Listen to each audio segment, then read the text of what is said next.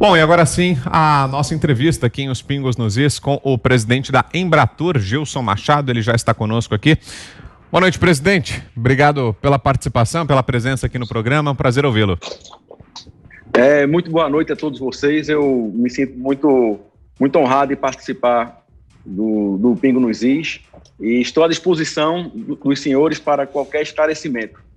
Eu estava ouvindo agora a palavra do Ermaterra, né? Não foi o Ermaterra que estava falando, não, foi o Drauzio Varela mesmo. Era o Drauzio Varela, não era Osmar Terra, não. Não era Osmar Terra, não? Era o Drauzio Varela. Ô presidente, mas... É impressionante a capacidade de síntese de novas ideias que esse pessoal tem, né? Pois é. Ô presidente, mas falando sobre turismo, que é a área aí onde o senhor atua, foi um segmento que sentiu muito fortemente, claro, os impactos dessa pandemia, foi um dos primeiros setores a parar, né? As pessoas começaram a cancelar viagens, tanto viagens de lazer como viagens a negócios, e agora o desafio é justamente a retomada, mas já se fala que por causa da crise econômica é possível que o brasileiro viaje mais dentro do país, evite as viagens internacionais que são mais caras. É isso mesmo, presidente? É possível que, olhando numa perspectiva um pouco mais positiva, haja agora um aumento das viagens aqui no Brasil? Olha, para turismo sim. Mas para negócios, eu acho que o segmento de turismo de negócios foi profundamente impactado, porque o mundo aprendeu a fazer lives, a fazer webinário e a despachar online, como a gente está fazendo aqui agora. Eu garanto que eu trabalhei muito mais agora nesse período, eu tive muito mais reuniões do que no período que eu precisava ter reuniões presenciais. E no tocante ao turismo a recuperação do turismo em si, o Brasil tem uma característica. O Brasil ele é um país que ele tem um turismo interno muito forte, diferente de muitos países da Europa que tem até um PIB em relação ao PIB do turismo maior do que o nosso, que é apenas em torno de 8%. O nosso PIB no turismo poderia ser bem maior. Tem países, por exemplo, como a Grécia, que chega até 30% do PIB. Mas a gente tem um turismo interno forte, com mais de 100 milhões de pessoas que viajam dentro do Brasil. E o turismo que a gente vai agora, no primeiro momento, durante a pandemia ainda, na retomada do turismo, a gente vai estimular o turismo de curta e média distância. Se os senhores agora estão aí em São Paulo, né, num raio de 200 quilômetros de qualquer lugar do Brasil, você tem cultura, você tem gastronomia, você tem história, você tem ecoturismo, turismo de natureza, e você tem turismo de negócios também, porque hoje na maioria das cidades você tem, mesmo que seja um pequeno, mas tem um pequeno hotel com um pequeno centro de convenções. Então, enfim. E outra coisa, ser brasileiro, é o lema da nossa campanha junto com o Ministério do Turismo, que nós estamos lançando agora, é estar sempre ao lado de um destino incrível. Eu garanto que os senhores aí têm lugares que os senhores nunca foram e que agora vão ter tempo sem de ir.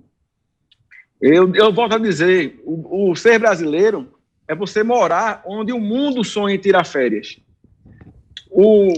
A Organização Mundial do Turismo, né, que é similar à OMS, que é da saúde específica do turismo, ele fez uma nota há um mês e meio atrás, que o Brasil é o país que tem o maior potencial de crescimento para o turismo do mundo após a pandemia, porque a característica do turismo vai mudar. Hoje nós temos o turismo de natureza, o turismo ecoturismo, e o Brasil tem a maior vocação do mundo para isso. Nenhum país se compara ao nosso. Se vocês olharem, nós somos o único país do mundo que temos 6 biomas. O Pantanal, os Pampas, a Mata Atlântica, a Amazônia, a Caatinga, o Cerrado, e ainda temos a nossa Amazônia Azul, com a vocação para turismo náutico, para turismo de mergulho, para pesca esportiva, para turismo de sol e praia, que nenhum país do mundo tem, porque nós não temos furacão, não temos terremoto, maremoto, não temos sargaço em excesso, como a grande parte do Caribe tem. E eu estou com um dado aqui que eu queria compartilhar com os senhores agora e com toda a audiência, é que nós tivemos o acesso à informação do Google de maio de 2019, toda a pesquisa do mundo na Google em 2019 sobre turismo, quando você clicava alguma coisa, busca de hotéis, etc., toda a pesquisa do mundo dava apenas 10% para turismo de natureza, que é a nossa maior vocação. 10% apenas mostrava ecoturismo. Hoje, em maio de 2020, é em torno de 54% o percentual de buscas por turismo de natureza e turismo de negócio. E nisso daí a gente é campeão, porque nenhum país é preservado igual ao nosso. Presidente. Eu faço questão... Opa! Vamos a mais uma pergunta aqui do Augusto Nunes. Diga, Augusto. Nessa linha, presidente, o Brasil, pelo tamanho que tem, ele pode fazer a seguinte comparação: vai viajar entre de Paris da França até a Holanda, passando pela Bélgica. Isso aí corresponde a fazer uma viagem entre São Paulo, Minas, até menos lá. São Paulo, Minas e o Espírito Santo. No entanto, o turismo brasileiro, as contas que são feitas sobre o turismo brasileiro sempre levam em conta principalmente o turista estrangeiro, o turista que vem de fora. Não é mais fácil estimular o turismo interno, fazer com que o gaúcho conheça o Pará, e vice-versa, coisas assim? Agora, para isso, falta hotel para classe média, porque os hotéis são muito bons e caros ou são muito ruins e baratos. Como resolver esse problema da hotelaria no Brasil? Primeiro, a gente resolvendo o problema das companhias aéreas também. Porque nós temos um país continental e nós temos o custo da passagem mais cara do mundo. Não adianta a gente fomentar a hotelaria se a gente não tem o turista para ocupar o hotel. A gente hoje tem uma cadeia hoteleira nacional que, sem tirar o período de pandemia, infelizmente, tem apenas 45% de ocupação, segundo a BIH, no período normal. Isso é muito pouco. Com exceção de alguns cases, como Porto de Galinha, como Jericoacoara, como Maceió, Natal, Fortaleza, Gramado, Canela, entendeu? A gente vê que a ocupação hoteleira do Brasil é muito baixa. Infelizmente, é caro viajar no Brasil. E outra coisa, Augusto, a gente abriu, não sei se você se recorda, o Brasil abriu para 100% de capital estrangeiro para adquirir uma companhia aérea. Aí, o ano passado, o presidente me perguntou: Gilson, por que nenhuma companhia quis vir para o Brasil? Por que a gente não conseguiu captar nenhuma companhia nova no Brasil? Porque o Brasil é o pior ambiente do negócio do mundo para uma companhia aérea hoje. O Brasil é o país que tem o maior custo de combustível de avião do mundo e o Brasil é o país que tem o maior índice de judicialização de uma companhia aérea no mundo. Para os senhores terem uma ideia, 92% das ações contra as companhias aéreas no mundo ocorrem no nosso querido país. Então, isso daí, num país continental como o nosso, temos que destravar logo o setor aéreo para poder criar um estímulo para que o brasileiro saia de São Paulo para Belém. Por exemplo, eu conheci São Gabriel da Cachoeira. Tive a oportunidade, numa viagem do governo federal, ano passado, eu era secretário nacional de ecoturismo, eu fui para um evento lá com os Yanomamis, fui conhecer o Rio Negro, enfim. E achei um lugar belíssimo. O Brasil tem lugares que a gente não sonha que existe. E quis levar meu filho para lá. O custo de uma passagem de Recife para São Gabriel da Cachoeira e de volta por pessoa estava dando mais de R$ 8.500. Com esse valor, eu levava meu filho para a Austrália. Inclusive, com um pacote de hotel de uma semana. Então é caro, praticamente, a gente tem que primeiro estimular as companhias aéreas e estimular as companhias aéreas regionais para que com a medida gradual do fluxo a gente vá ocupando já uma cadeia hoteleira que eu digo precisa sim melhorar, mas ela hoje está subutilizada. Então, a maior forma, Augusto, da gente recuperar economicamente o país da gente, além do agronegócio, é com o turismo, porque a cadeia hoteleira está pronta. Nós temos mais de 45 mil hotéis prontos, com apenas em torno de 45% a 50% de ocupação historicamente. Agora, na pandemia caiu muito, né? Na pandemia a ocupação desmoronou, né? A gente tem dados aqui que são escalafobéticos. São realmente muito tristes, né? Uhum. Dados que apenas, vamos dizer, no começo, apenas 12% dos hotéis estavam ocupados. Hoje nós já temos em torno de 69% dos hotéis abertos. Entendeu? Presidente. Tem cidades feito Recife. Opa. Vou pedir que o senhor aguarde um instantinho, eu vou precisar fazer agora um intervalo comercial e daqui a pouquinho a gente retoma a nossa conversa, a nossa entrevista com Gilson Machado, presidente da Embratur, aqui em Os Pingos nos Is. Fique ligado, agora são 6h57. E você pode continuar participando também aqui do programa pelo nosso WhatsApp. Grave vídeos, mande por lá. Nosso número é o 11 931 17 0620. Vá dando sua opinião sobre os assuntos que a gente já trouxe até aqui, sobre a entrevista que estamos fazendo aqui com o presidente da Embratur, Gilson Machado. Fique à vontade, dê seu recado, o espaço é de vocês que nos acompanham. Grave vídeos e mande por lá. 11 931 17 0620. Esse é o nosso WhatsApp. Agora 6h57. Casa e Cuidado, o primeiro desinfetante líquido com eficácia 100% comprovada contra o coronavírus.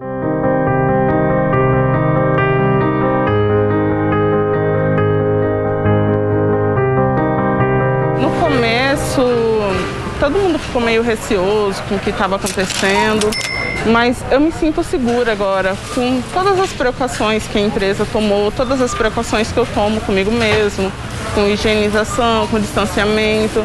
Eu sinto mais segura em fazer o meu trabalho. Na realidade, é parte do nosso cuidado básico. O meu cuidado básico, ao chegar em casa, eu tomo toda a preocupação de higienização antes de entrar em casa, deixo tudo no quintal, entro, vou direto ao banho. E sim, todos nós temos que ter o distanciamento, então partiu de mim manter esse distanciamento. As pessoas estão dando mais valor a essas funções básicas. É muito aquele movimento de fica em casa pela gente, que a gente está aqui por vocês. E eu estou percebendo que as pessoas estão dando valor a isso.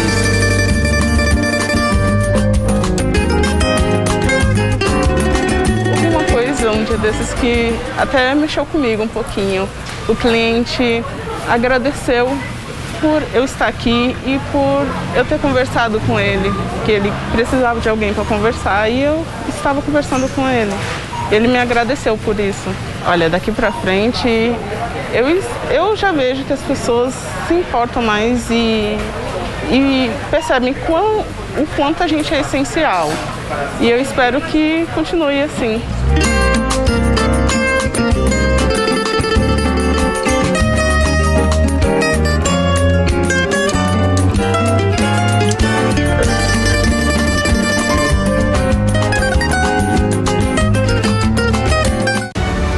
Para combater o coronavírus, conte com a poderosa ação de Casa e Cuidado, o primeiro desinfetante líquido com eficácia 100% comprovada contra o vírus. Sua fórmula exclusiva foi testada em laboratório internacional e aprovada pela Anvisa.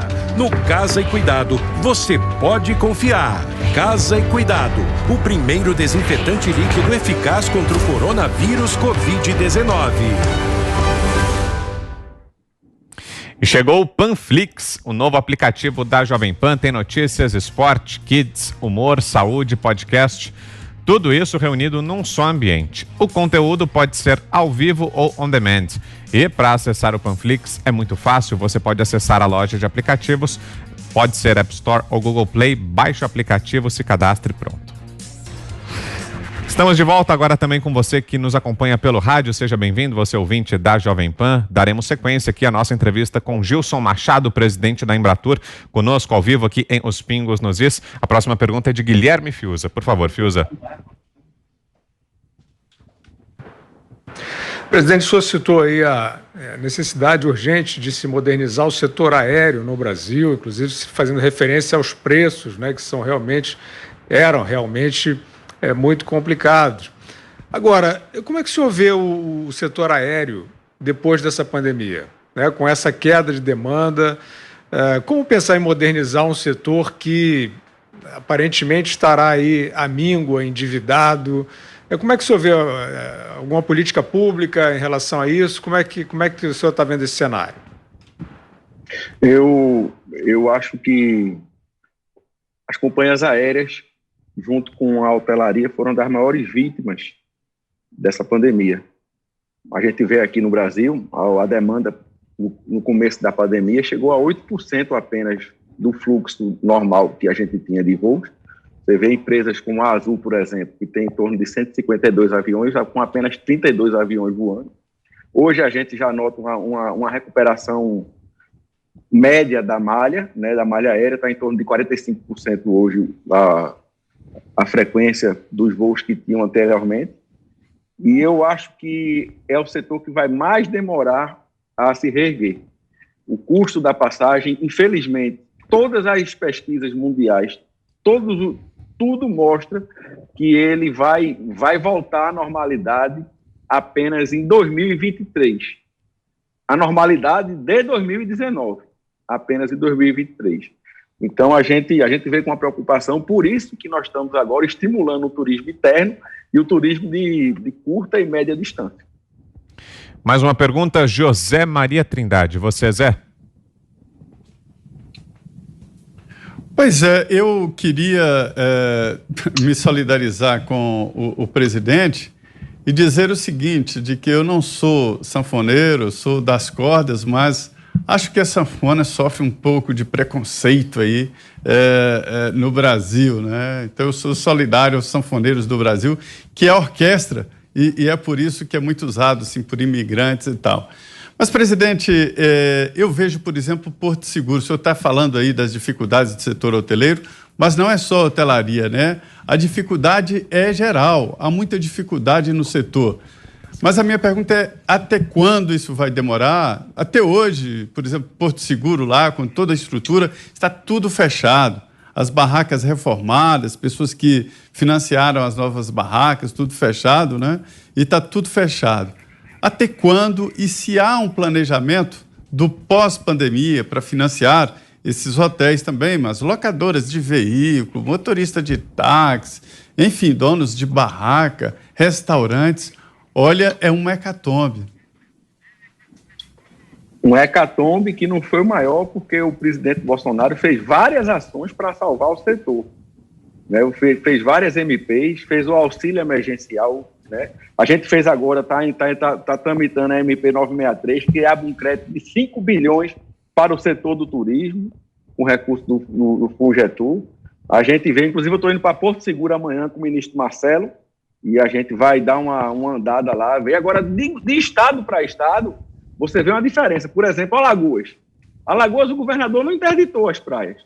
Ele manteve o distanciamento social, manteve algumas regras, tanto que a hotelaria em Alagoas sofreu, como num todo sofreu, mas sofreu bem menos do que em outros estados, né? Então, depende da visão de cada governador.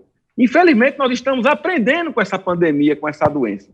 A gente torce, a gente reza para que essa vacina que esse russo anunciou hoje dê certo, porque isso daí vai ser a melhor coisa do mundo para a gente, e vai voltar à normalidade tudo. Então, vamos fazer uma oração quando acabar depois para que esse russo não esteja mentindo, esteja falando a verdade, que dê certo a vacina dele. E a gente torce para que dê certo. Pois é, ô presidente, já que o Zé Maria tocou no assunto da sanfona, não posso deixar de perguntar ao senhor. O senhor aparece frequentemente na live do presidente Jair Bolsonaro, que nós inclusive transmitimos sempre aqui no programa, toda quinta-feira, a transmissão do presidente Jair Bolsonaro, e o senhor aparece sempre e ficou conhecido lá como sanfoneiro da live do presidente, porque o senhor toca sanfona e aparece sempre ali. Como é que surgiu essa brincadeira? O senhor já tocava sanfona e aí o presidente Bolsonaro ficou encantado, convidou o senhor para participar da live? Como é que foi isso, presidente? Eu sou médico veterinário, ginecologista de vaca. E eu, na Universidade Federal Rural de Pernambuco, na época, eu sempre gostei de sanfona, de vaquejada, de fazenda. Meu negócio é boi, é gado, é fazenda, é campo. E meio rural. E eu comecei com uma banda de forró em 1993. Na época, começou a tocar mastros com leite, limão com mel, rodar o Brasil todo, o Nordeste todo. Já fiz muitos shows em São Paulo aí, no CTG, no CTN, perdão, CTG é gaúcho, né? No CTN, Centro de Tradições Nordestinas. E a gente tem uma banda chamada Brucelose, que desde 1994 faz shows, já fizemos mais de 3.000 apresentações pelo Brasil como um todo. Eu tenho muito orgulho de tocar o instrumento sanfona. Não sou um exímio sanfoneiro, me acompanho. Já tive a oportunidade de cantar e tocar com Dominguinhos. Inclusive, a última música que Dominguinhos gravou e cantou foi uma música minha de uma música minha, de composição minha, que eu gravei, toquei e cantei com ele, e que não foi lançada ainda. Essa música é uma música inédita, uma música chamada Meu Brinquedo. Já cantei com Zé Ramalho, já toquei com Amelinha, com Flávio José. Então, a gente já tem uma tradição no Nordeste. E a banda Brucelose, ela praticamente está presente em todas as festas de gado, de vaquejado do Nordeste. Se você botar no Spotify, você vai ver que tem mais de 50 horas de músicas da Brucelose aí à disposição de quem quiser ouvir forró da Brucelose e Gilson Neto no Spotify. Presidente, e o senhor está com a sanfona aí perto? Consegue dar uma palhinha pra gente, para quem está acompanhando aqui o Pingos? O presidente vai buscar ali a sanfona e vai tocar pra gente. Pode escolher qual vai ser a música, presidente? Pode ser Asa Branca? Vamos tocar Asa Branca. O senhor tocou na live outro dia, Asa Branca, foi uma interpretação bonita, inclusive. 30 segundinhos pra gente para fechar nossa conversa então, presidente, ao som de Asa Branca.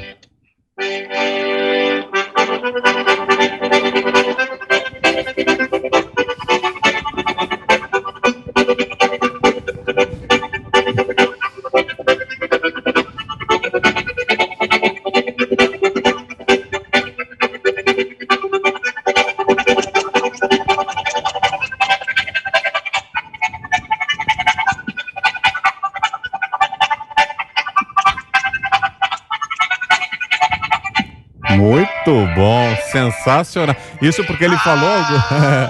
E ele falou que não era exímio sanfoneiro, hein, Augusto? Dá pra acreditar? Magia, né? Craque. Gilson Machado, presidente da Embratur, conosco aqui em Os Pingos nos Is. Valeu, presidente. Foi ótima conversa. Obrigado. Estou esperando vocês aqui na Embratur pra gente tomar um café mineiro aqui.